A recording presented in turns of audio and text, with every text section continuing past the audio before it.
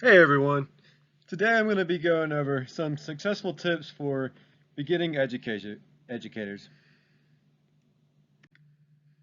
So to start off, I got a quote by an anonymous author about teachers. So teachers who inspire realize there will always be rocks in the road ahead of us.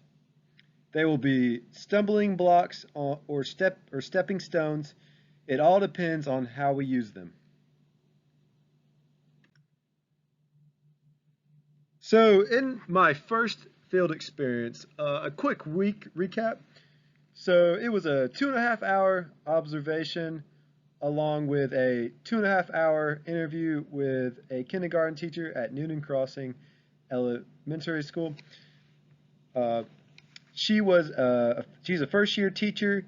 I did this to get a head start on the experience as I feel like I could relate because that's what I'm about to be going into this field. I just want to kind of get her perspective instead of someone that had experience.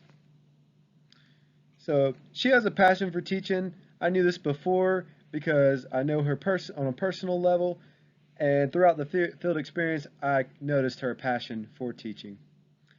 Um, in my observation, for the first activity, the kindergartners they went over their calendar. They went over what day it is. They went over the weather, and they went over the season in which it was. For the second activity, they did a phonics activity. They made a letter sound for the letter of the week. For their third activity, they did a math activity. Uh, they started out with a whole group using iReader math, and they transitioned over to small groups based on differentiated skill levels. And for the fourth and final activity, they learned about the word leaf. That was their word of the week. They were to draw a picture of a leaf. They were to write a sentence using the word leaf, or for alternative, if they could not do that, they were to write the word leaf by itself. So right here, I got a online picture. It's a example of a phonics activity, just like the students did that day when I observed their class. So I wrote down a few things that I learned from the field experience in the interview that I had with the teacher. So starting off, everything might not go as planned. Another thing, we need to be prepared for the challenges we're going to face. I'm just going to have to be prepared to make mistakes, but I'm going to have to learn from them. I need to have relationships with students so they will learn. I need to be passionate about teaching for the right reasons. I need to make teaching enjoyable for myself and learning fun for my students. Our goal as educators is to make a difference in each of our students' lives. I wrote this important saying. She told me this, and I agreed to it. I already had this in my head. I think we all know this. Teaching is a calling. Our main reason is not for the benefits we get. We teach because we love our job, and we want what is best for our students. I got this online picture right here. Uh, it says that teaching, not in it for the income, in it for the outcome. I thought that went along with the first field experience interview and what we talked about. So moving on to field experience 2, quick recap. So I did field experience 2 with the same teacher as I did it with the first. I enjoyed that one so much that I went back and interviewed them and had an observation for the same amount of time. And in my personal opinion, I feel like it went a lot better this time. I felt more comfortable going to everything. I had more questions to ask. It was a really good experience. So, starting off when I got there, the students remember me by this time and they greeted me by my name. I was very impressed by these kindergartners. They were very happy to see me. They loved that I was a guest. They loved having me the first time. Let's see. So what they did that day for the first activity, Just like before, for the first three activities, they kind of did the same thing. Like I said before, they went over the calendar, da da da. They went over the phonics activity, and then they did a math activity like they did before. But something they did different this time was for the fourth and fifth activity. For the fourth activity, this was on Friday. So Friday's theme was pumpkins. This was around Halloween time. So they had a directive drawing to teach students to follow directions step by step. And for the fifth and final activity that day, they were taught the national anthem. And I learned this as I learned that as at elementary school, at the elementary level, you have to include patriotic symbols in one of your standards you teach. I did not know this coming into this, but that was interesting to learn. They basically just learned at that level, as kindergartens, they learned where their hand goes over their heart, placement and everything. Moving on. I wrote down a few things like I did before, what I learned. I feel like it's a good thing to recap in the interview. I had different questions and everything. So, starting off, motivating students by coming up with engaging lesson plans and using collaborative strategies to involve all students. You want to set expectations with assignments and communicate their needs. You want to have goal setting is very important, and every student will have different goals. So, as educators and as myself, you need to adapt to that fact. It is important to always be positive, have positivity, because the students and anyone around you, your coworkers, anyone will feed off that. You want to have no negative judgments or comments. You're supposed to be a role model and a professional at your job and as a teacher.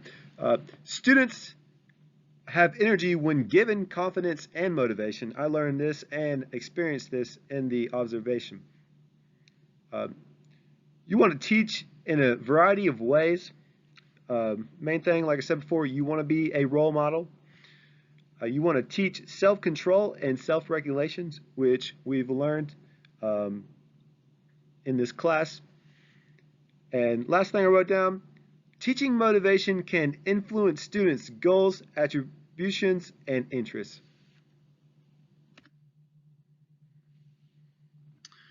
So I wrote 4 tips down for being successful as beginning educators.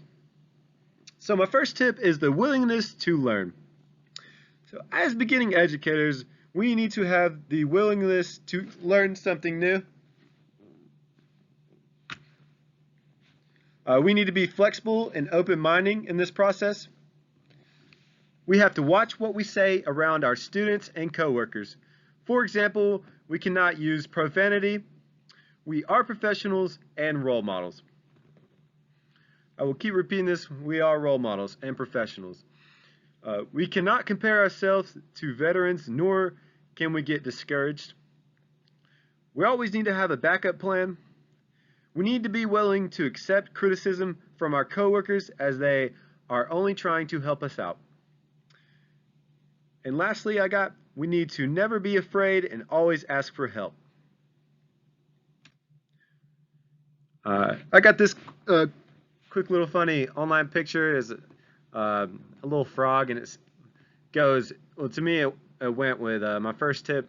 It doesn't take courage to be wrong, just willingness to learn. So for my second tip, the art and science of teaching. So like we learned in class, one of our theories, teaching is both partly an art and a science. And I learned this in the interview with the teacher, that pedagogy, which is your approach to teaching. So the art of teaching, how you teach your students. Some examples of this would be teaching your students as a whole, you want to do this, and teaching students to meet their needs, very important. So the science of teaching, the other part, is you have to be passionate about teaching. You really do. This will make you be successful, and the students will really appreciate and look up to you if you're passionate. And you want to use your resources. I mean, any resources that you have that you can get from others is very important and can help you out. Some examples of this, doing research on your own. This is very important to improve your lesson plans. And also doing research on your students. You want to get to know them better so you can teach them better. You want to know anything you can know about them. It's very important because you really don't know what's going on. I got this quick little picture, you know, the little knuckles thing. You got skills, competence, experience, training, growth, ability, knowledge, learning, that all goes into teaching. So for my third tip, motivate your students. Very important, very important. Come up with engaging lesson plans that exclude busy work. Because they're not going to learn anything if they're just doing busy work the other time. They're not going to enjoy their class. That's what you're not trying to do. You're trying to get them to be engaged and learn something. So you want to make lesson plans that include collaboration and engagement. That goes with what I said before. You want to use positive reinforcement. You want to involve all students working together. So another thing we learned in this class, operant conditioning. Talking about motivating your students to ask more questions. You can do this by giving them praise. An example of giving them praise is for the students to give a round of applause once a student answers a question. This will motivate other students to become involved with asking and answering questions.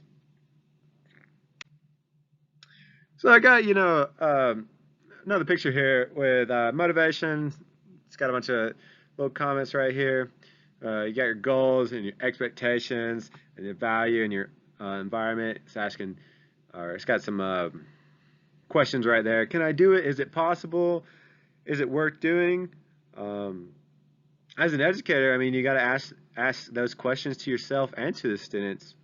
I mean, anything's possible, in my opinion. For my fourth and final tip, this tip is to encourage high self-efficacy, beliefs, and self-determination. This goes with what we've been learning in our class as far as the theories that we've been learning. So you want to provide students with experiences of mastery. You want to encourage students to work independently. You want to set expectations with assignments. You want to get students to communicate their needs to you, the teacher. You want to set goals and find out how to achieve these goals. You want to have conferences during class. These conferences focus on behavior issues. As a teacher, you want to sit down with each student, asking them about each goal they have and going over them with that. So to conclude my presentation, I have a little quote here by Robert Jane, I want to say Meehan, maybe that's how you pronounce it. So I feel like this goes with my last tip. Don't struggle to be a better teacher than everybody else. Simply be a better teacher than you ever thought you could be. And that's all I got for this presentation. Thank you for listening.